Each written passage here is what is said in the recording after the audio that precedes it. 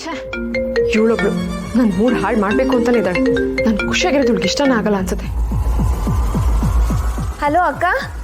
ಹೇಳು, ಏನು ಇಷ್ಟೊತ್ತಿನಲ್ಲಿ ಕಾಲ್ ಮಾಡಿದ್ಯಾ? ಏನಿಲ್ಲ ಅಕ್ಕ, ನೀನು ಹಾಗೆ ನೆನಪಾದೆ. ಏನು ಮಾಡ್ತಿದ್ಯಾ, ಹೇಗಿದ್ಯಾ ಅಂತ ಕೇಳೋಣ ಅಂತ ಫೋನ್ ಮಾಡಿದೆ. ಆರಾಮಾಗಿದ್ದೀನಿ.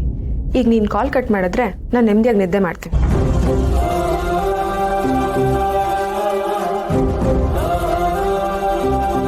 ಯಾಕಕ್ಕ ಇಷ್ಟು ಒರಟಾಗಿ ಮಾತಾಡ್ತೀಯಾ? ನನ್ನ ಹತ್ರ ಅಮ್ಮನ ಹತ್ರ ಮಾತಾಡೋದಕ್ಕೆ ನಿಂಗೆ 2 ನಿಮಿಷನೂ ಟೈಮ್ ಇಲ್ವಾ?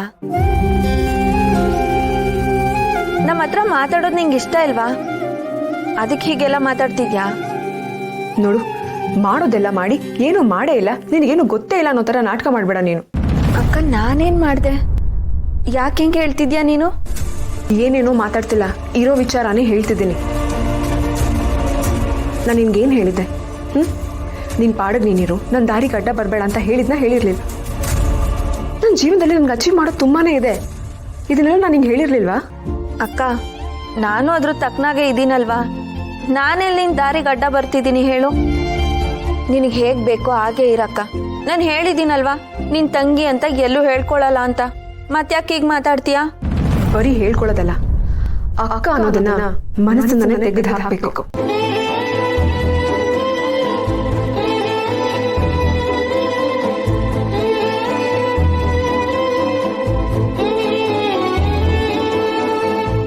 ಅಕ್ಕ, ಯಾಕೇನೇನೋ ಹೇಳ್ತಿದ್ಯಾ?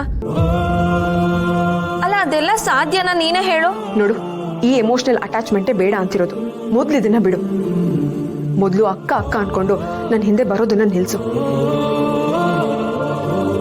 ಹಾಗಿದ್ರೆ ನಿನಗೂ ಒಳ್ಳೇದು, ನನಗೂ ಒಳ್ಳೇದು. ಹಾಗಾದ್ರೆ ನಾವು ಮತ್ತೆ ಒಂದಾಗೋಕ್ಕಾಗಲ್ವಾ ಅಕ್ಕ? ನೀನ್ ಕೊನೆವರೆಗೂ ಹೀಗೆ ನಮ್ಮಿಂದ ದೂರ ಉಳಿದ್ಬಿಡ್ತೀಯಾ? ಪ್ಲೀಸ್ ಗೌರಿ, ಅರ್ಥ ಮಾಡ್ಕೊ. ನೋಡು, ನಾನು ನನ್ನ ಗುರಿನ ತಲುಪೋದು ತುಂಬಾನೇ ಇಂಪಾರ್ಟೆಂಟ್. ನನ್ನ ಗುರಿ ರೀಚ್ ಆಗ್ತಿದ್ದ ಹಾಗೆ ನಾನೇ ನಿಮ್ಮ ಹತ್ರ ಬರ್ತೀನಿ. ಎಲ್ಲರೂ ಮೊದಲಿನ ತರ ಸಂತೋಷವಾಗಿರ್ಬೋದು. ಅಲ್ಲಿವರೆಗೂ ಸುಮ್ಮನೆ ಇರು ಅಂತ ನಾನು ಕೇಳ್ಕೊಳ್ತಿರೋದು ನಿನ್ನ ಹತ್ರ ಅಷ್ಟೇ.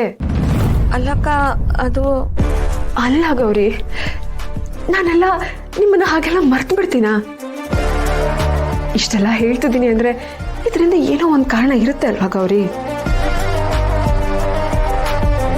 ನಾನಿವತ್ತು ಹೀಗಿದ್ದೀನಿ ಅಂದ್ರೆ ಅದಕ್ಕೇನೋ ಒಂದು ಕಾರಣ ಇದೆ. ಅದು ನಿನಗೂ ಗೊತ್ತು ಏನು ಅಂತ. ಸ್ವಲ್ಪ ದಿನ ಈ ಸೆಂಟಿಮೆಂಟು, ಎಮೋಷನಲ್ಲ ನಾನು ದೂರ ಇಡಲೇಬೇಕು. ನನಗೆ ಬೇರೆ ಆಪ್ಷನ್ ಇಲ್ಲ ಗೌರಿ.